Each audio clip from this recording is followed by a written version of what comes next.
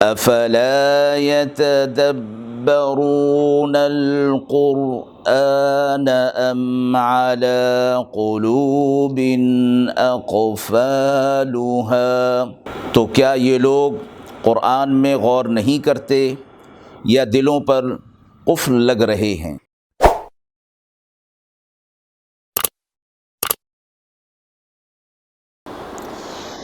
بسم اللہ الرحمن الرحیم۔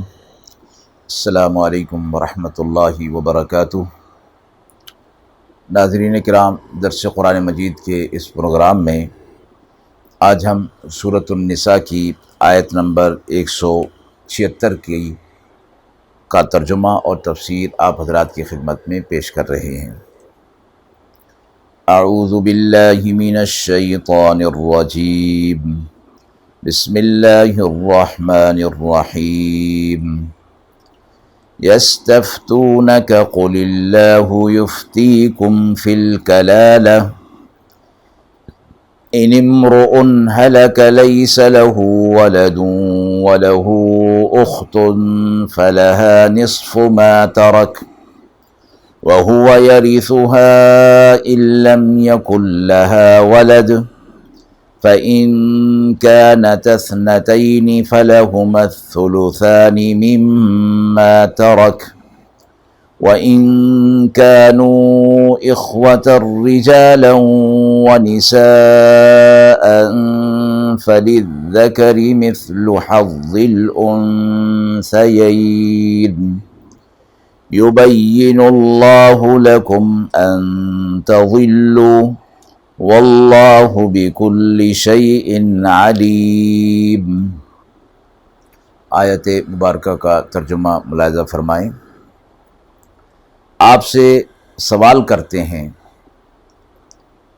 کہ اللہ کا حکم ہمیں بتائیے کلالہ کے بارے میں، تو آپ فرما دیجئے کہ اگر کوئی مرد مر گیا اور اس کے بیٹا نہیں اور اس کی ایک بہن ہے تو اس کو پہنچے گا آدھا اس کا جو وہ چھوڑا اس نے، اور وہ بھائی وارث ہے اس بہن کا اگر نہ ہو اس کے بیٹا۔ پھر اگر دو بہنیں ہوں تو ان کو پہنچے گا 2/3 اس مال کا جو چھوڑا گیا، اور اگر کئی شخص ہوں اس رشتہ دار کے کچھ مرد اور کچھ عورتیں تو ایک مرد کا حصہ برابر ہے 2 عورتوں کے۔ اللہ تمہارے لیے یہ بیان کرتا ہے تاکہ تم گمراہ نہ ہو جاؤ، اور اللہ ہر چیز کا علم رکھتا ہے۔ سورۃ النساء کی یہ آخری آیت مبارکہ ہے۔ سورت کے شروع میں بھی میراث کے احکامات بیان ہوئے، پھر ایک پارہ کے بعد دوبارہ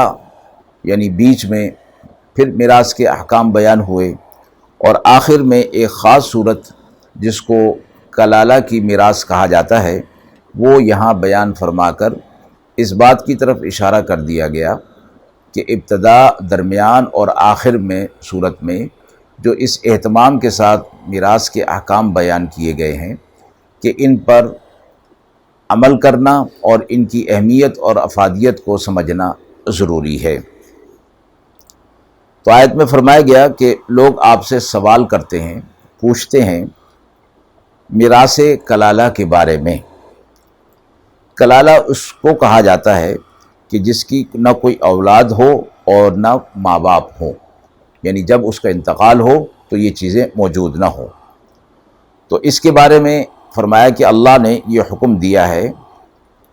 کہ اگر کوئی شخص مر جائے جس کی اولاد نہ ہو، یعنی نہ مذکر نہ مؤنث نہ ماں باپ ہوں، تو اس بارے میں آگے آیت میں 4 حالتیں بیان فرمائی گئی ہیں، جس میں نمبر 1، اگر صرف ایک بہن ہو تو اس کو ترکہ میں سے نصف ملے گا، باقی اسباط ہوں تو ان کو باقیہ مال ملے گا، ورنہ باقیہ نصف بھی اسی بہن کو مل جائے گا۔ صورت نمبر 2، اگر کوئی عورت فوت ہو جائے اور اس کا صرف ایک بھائی ہو تو تمام مال اس کو ملے گا۔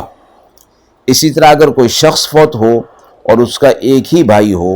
تو اس کے تمام ترکے کا وہی وارث ہوگا۔ صورت نمبر 3، کوئی مرد یا عورت فوت ہو اور اس کے صرف 2 یا 2 سے زائد حقیقی یا اللاتی بہنیں ہوں تو ان بہنوں کو 2/3 ملے گا۔ صورت نمبر 4 جو اس آیت میں بیان ہوئی ہے، مرد یا عورت فوت ہو اور وارث صرف بھائی اور بہن ہوں تو مرد کو دوہرا حصہ